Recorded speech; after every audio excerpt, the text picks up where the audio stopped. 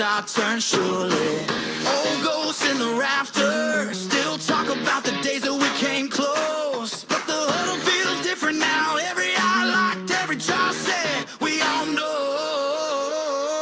It's a new era in that two-tone blue. Hey, hosts stay rising when they run on through. From the river to the ridge, hear the shout roll to Tennessee Titans, yeah, we're breaking through. Passing the review, bigger things in view. This is our time in that two-tone blue.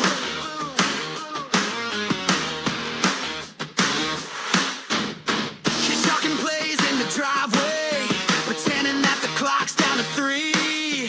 Mama yelling dinner, they're yelling touchdown. Dreams bigger than the hills they can see. Under those lights off Broadway, you can feel that rumble under your feet. Whole crowd leaning on one snap, praying for a story so sweet. It's a new era in that two-tone blue. Hosts stay rising when they run on through. From the river to the ridge, hear the shout roll to Tennessee Titans, yeah, we're breaking through. Passing the review, bigger things in view. This is our time in that two-tone blue. Raise that flag high as you can. Every season's written in the hands of this band. We've known heartbreak, we've known almost. Now we're writing new chapters for the ones who want it most.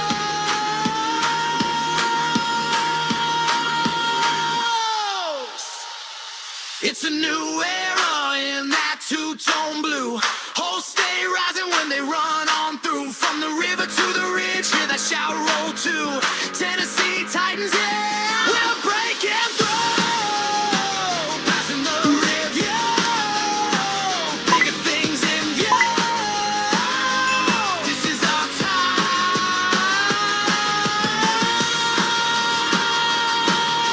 yeah. This is our time in that two-tone blue. Oh yeah.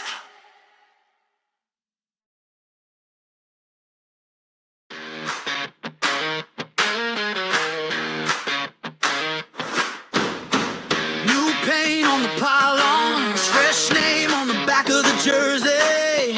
Whole town humming on a Sunday. Like this time, it's our turn surely. Old ghosts in the rafters still talk about the days that we came close. But the huddle feels different now. Every eye locked, every jaw said, we all know. It's a new era in that two-tone blue. Hey, hosts stay rising when they run on through. From the river to the ridge, hear the shout roll to Tennessee Titans, yeah, we're breaking through. Passing the review, bigger things in view. This is our time in that two-tone blue.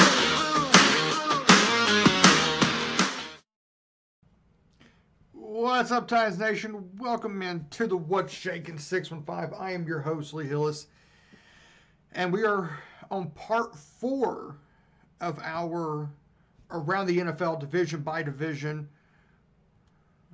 But before we dive into this, we need to give a quick shout out. We have to let everybody know that we are powered by Bailey's Barbecue. Bailey's Barbecue, smoking good barbecue. And we are also powered by What's Shaking Sports Media. But we do have to give a quick shout out to our partners over at SeatGeek. You can use our code 615podcast. That is 615 PODCAST to get $20 off your first order of $50 or more on SeatGeek.com or on the SeatGeek app. Now, let's get down to business. As y'all know, we are 4 weeks in to our Around the NFL Division by Division series. And tonight, we are heading to the opposite South, to the NFC South, to talk about the Tampa Bay Buccaneers, the Atlanta Falcons, the New Orleans Saints, and the Carolina Panthers. So, let's run this little intro.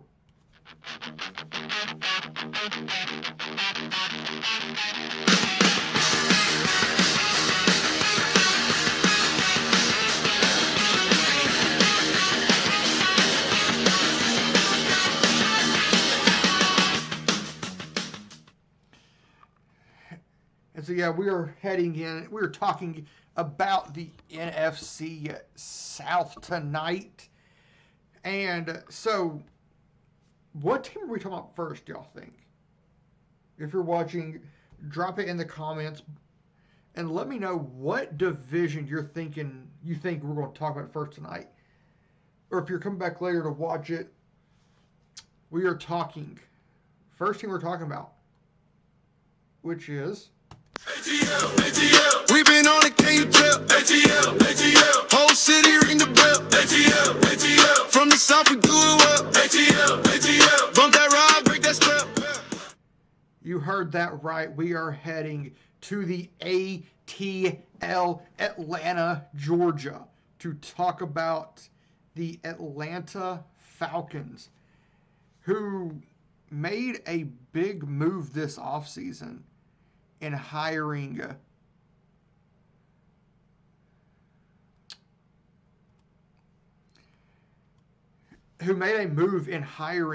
former Browns head coach Kevin Stefanski. But they brought in Austin Hooper, and they brought in Tua Tagovailoa from the Miami Dolphins.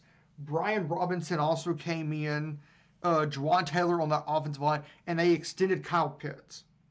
But in the process, you lose a really good wide receiver in Darnell Mooney, and you also lose a defensive tackle in Mason Smith, who you trade to the Jacksonville Jaguars. So, what does this do to Atlanta? What does this do to Atlanta as a team? Well, here's their schedule. They open up at Pittsburgh week 1, Panthers week 2, to the Packers on Thursday night. In week 3, the Saints at the Saints in week 4, and we'll talk about the significance of that game on week 4 when we get to the New Orleans Saints. Baltimore in week 5 on Sunday night. That week 4 game's on Monday Night Football, so Sunday night in week 5. Bears in week 6, Niners in week 7, at Tampa Bay in week 8, Bengals in Madrid, Spain in week 9, Chiefs in week 10. Then they have their bye week in week 11. Go to Minnesota in week 12. Detroit in week 13. At Cleveland in week 14. You go to the Commanders in week 15. You host Tampa Bay in week 16. Host New Orleans in week 17. And then you go to the Carolina Panthers in week 18. This is how a schedule is supposed to be laid out. You don't want all of your, you want your division games split up throughout the season. So, you're probably asking yourself, where do you have Atlanta's record? They have a whole new coaching staff. They hired former Titans offensive line coach Bill Callahan, who's the offensive line guru. I do not trust that for a minute. I think that offensive line will be a problem for them. I have the Falcons going 3-14. And I have them losing week 4 for a reason. And I said that we'll get to that when we get to New Orleans.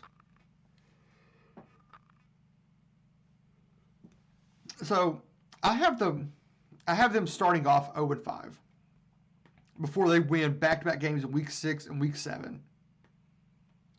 against the Bears and the 49ers at home. They then go and lose week 8 at Tampa, week 9 to Cincinnati in Spain. You win week 10 against the Chiefs. You have your bye week, and then you go on to lose 7 in a row from week 12 to week 18. So I have the Falcons going 3-14. So the next team we're talking about is a team that had a very good year last year in this division. And you know, when you have a really good year like this team had, I think they have to come back down to earth there for a little while. And that team is. Hear that drum roll call, feel that whole place shake when the mask goes on. You know what we make? Keep pounding, keep pounding. Black and blue, keep pounding. Carolina, keep pounding. We don't back down. That is right. I have us going to Charlotte, North Carolina to talk about the Carolina Panthers. And let's look at what the Carolina Panthers did. From big moves, they bring in Devin Lloyd to help in that linebacking core. They extend a really good wide receiver in Jalen Coker. And then Jalen Phillips to come in on that defensive line. And then you lose A'Shawn Robinson, which I don't know much about A'Shawn Robinson, but if you're losing him, he's probably not that good. So, Carolina Panthers, we've seen, so the NFL schedules, they've been out for over a month now. So, what do the Titans do? Or what's the Panthers' schedule look like? Sorry. Bears week 1. Back-to-back road games week 2 and 3 at Atlanta and at Cleveland. You play the Lions in week 4 on Sunday night. Then you have your bye week. You have that hard stretch with some really good teams at Philadelphia, Tampa Bay, at Green Bay on Thursday night, Denver in week 9, to New Orleans in week 10, Ravens week 11. Then you go to Tampa Bay in week 12 for Monday night, to the Vikings in week 13, Saints week 14, Bengals week 15, at the Steelers in week 16. You have the defending Super Bowl champs coming to you in week 17, in Seattle Seahawks in week 17, and then the Falcons in week 18. This, in my opinion, is not a favorable schedule for the defending NFC South champs. I have them going 4-13. One win better than the Atlanta Falcons, because I have them beating the Falcons in week 2 after losing to the Bears in week 1. Then you go on to lose at the Browns, lose to the Lions on Sunday night. Then you have your bye week. You come out of your bye week and win at Philadelphia. You then go on to lose to the Tampa Bay Buccaneers, and then you lose at Green Bay on Thursday night. You beat the Broncos in week 9. You then go on to lose every game from week 10 to week 17 at New Orleans against the Ravens, at Tampa Bay, at the Vikings, Saints, Bengals, at the Steelers, Seahawks. You sweep the Falcons, and that is all you get in division play, win-wise. So you go 2-4. So 2 of your wins are divisional opponents. So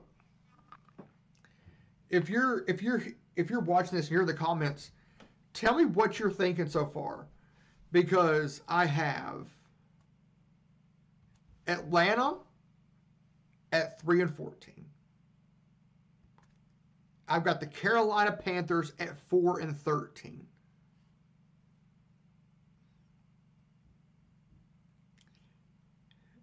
I hope the Panthers prove me wrong and come out and have a great season. But you have a whole new coaching staff. You really don't have a lot as far as playmakers outside of Ted McMillan and Xavier Legette. And, of course, Jalen Coker. But outside that offensively, do you really trust Bryce Young? Because I don't, if I'm Carolina. So before we're going to take a little break going into our next team.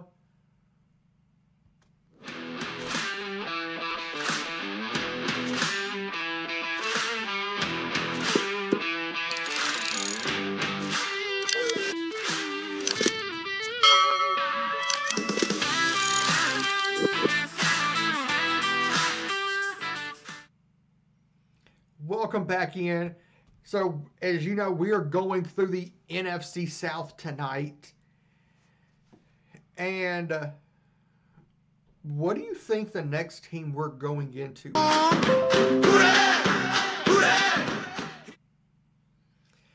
You said that right. We are heading to the Big Easy in New Orleans, Louisiana. So, let's go look at the additions of the New Orleans Saints.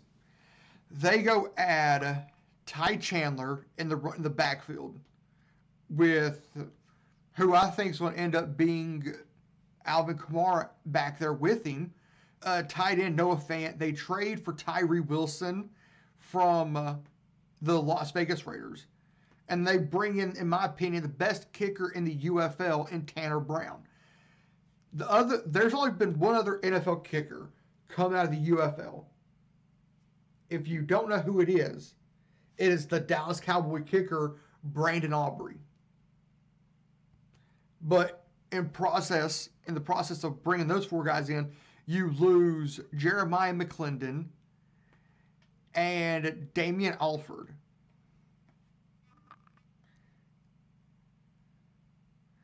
What does this do to the New Orleans Saints?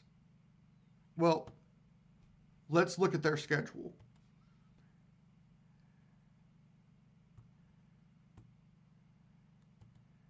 Let's look at their schedule.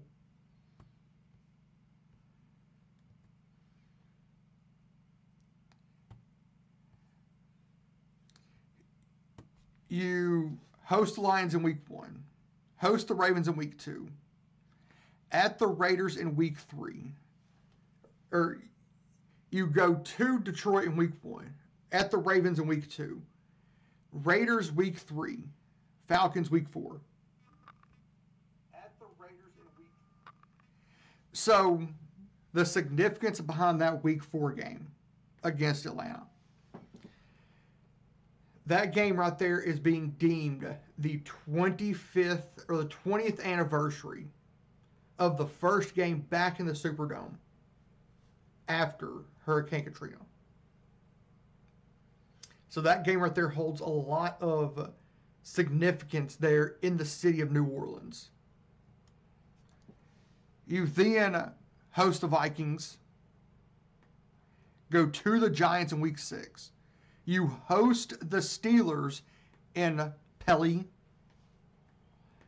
in Paris, France in week 7, bye week 8, which is how, in my opinion, it should be.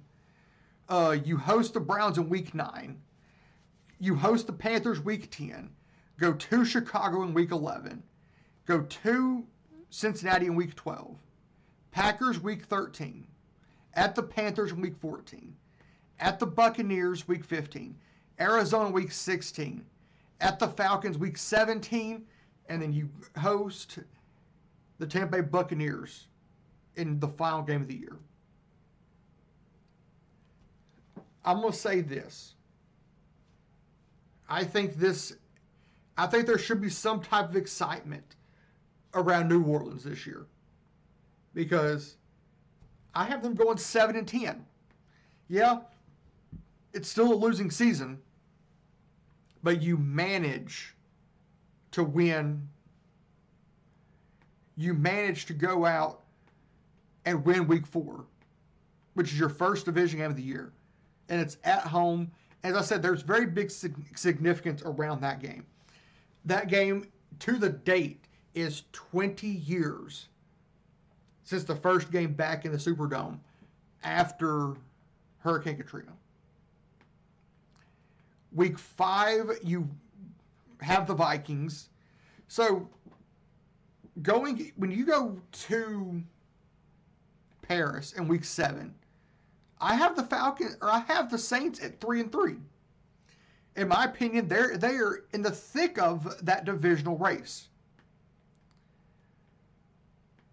You're 3-4 going into your bye week,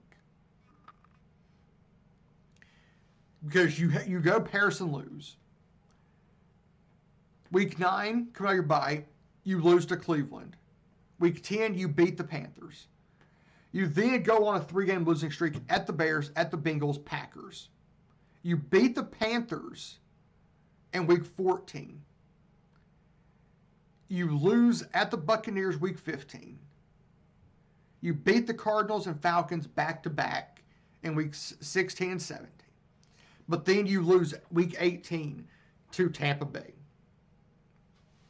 So, we've went through Atlanta. We've went through Carolina. We've now gone through New Orleans. There's only one other team to talk about in this division. Tampa Bay Buccaneers! Tampa Bay Buccaneers! Raise up, make the whole deck shake! Tampa Bay Buccaneers! Tampa Bay Buccaneers! That is right. We are going to Tampa Bay to talk about the Buccaneers. So let's just take a quick look at the additions that they brought in. Alex Anzalone, really good linebacker, played in Detroit. Miles Killebrew, Kenneth Gainwell in the backfield, former Memphis Tiger, former Pittsburgh Steeler, Jake Browning, former Cincinnati Bengal, and then in the first round they go draft Ruben Bain. Those are all really good additions for Todd Bowles and the Tampa Bay Buccaneers. Key losses this year, Levante David, that is a big one, who has been the focal point of that defense there in Tampa Bay. And then you decide not to re-sign Mike Evans. He then goes to San Francisco on a massive contract. I think with the additions they made, they're a really good team. Let's look at what Tampa Bay's schedule falls like, is the question. At Cincinnati, you go and have a slew of home games right off the rip against Cleveland, Minnesota, Green Bay, Dallas, and the Pittsburgh Steelers are all in Tampa Bay. At Carolina, week 7. Falcons, week 8. At the Bears on Sunday Night Football in week 9. Then your bye week. At the Lions in week 11. Panthers, week 12. Chargers, week 13. At the Ravens in week 14. Saints, week 15. At Atlanta, week 16. You have the LA Rams coming to town in week 17. At New Orleans in week 18. Now the question is, this team picked top 15 for a reason. They had a hard time getting to the quarterback. Can this defense do it with the addition of Ruben Bain? With the additions of Ruben Bain, Miles Killebrew, Alex Anzalone, with those three, Can you find a way to get to the quarterback? I think they do. And you're probably wondering, where do you have Tampa Bay sitting? 9-8. And that's good enough for them to win the division. I think that's probably the 4 seed in the AFC or in the NFC, because I have them going to Cincinnati, winning, losing to the Browns, beating the Vikings, losing to the Packers, beating the Cowboys, losing to the Steelers in week 6, winning at Carolina, and then beating the Falcons in week 7 and 8, losing at the Bears. You then have your bye week. You beat the Lions, beat the Panthers, beat the Chargers. And then week 14, you lose at the Ravens. Week 15, you beat the Saints, or you lose to the Saints. Week 16, you win at Atlanta. Week 17 and 18, you lose back-to-back, losing to the Myles Garrett-led Rams defense. And then you lose at New Orleans. That Superdome is a really hard place to play. And to be honest, I think 9-8 is not out of the question. Could they finish better than 9-8? Most definitely. Could they finish worse than 9-8? Most definitely. These are my way too early predictions. But before we slide into the back end of this, dealing with the NFC South standings and announcing our show for next week, we just have to let everybody know that we are powered by Bailey's Barbecue. Bailey's Barbecue, smoking good barbecue. And we're also powered by What's Shaking Sports Media. And we also have to give a quick shout out to our partners over at SeatGeek. You can use our code 615podcast. That is 615POD CAST to get $20 off your first order of $50 or more on SeatGeek.com or on the SeatGeek app. So you've seen how everything falls. Now, here's how the NFC South lays out. Tampa Bay wins that division at 9-8. New Orleans is the number 2 team in that division at 7-10. There's a 3-game difference between 2 and 3, and there's a 5-game difference between 1 and 3. With Carolina Panthers at 4-13. And then there's 1 win difference between 3 and 4 with Atlanta at 3-14. So drop it in the comments. Let me know, do you think my standings are a little off? And do these teams finish better than where I have them? I want to hear your feedback. Let me know what you think. But to go ahead and announce next week's show, we are heading to the AFC West, talking the Kansas City Chiefs, Denver Broncos, the LA Chargers, and the Las Vegas Raiders. Next Thursday, 8 p.m. Eastern, 7 p.m. Central, right here on YouTube. And if you feel like it, go out and subscribe and share this out with your friends, because we are making that push for 100 before preseason. We are sitting right now at 82 subscribers. Help us get there. And tonight, that is all I have. Come back next week as we go through the AFC West. Tell your friends that are Chargers fans, Raiders fans, Chiefs fans, and Broncos fans to come join us next Thursday at 8 p.m. Eastern, 7 p.m. Central, here on the What's Shakin' 615. All I have to say is, Titans fans, you don't have to go home, but you can't stay here. Stay classy and tighten up.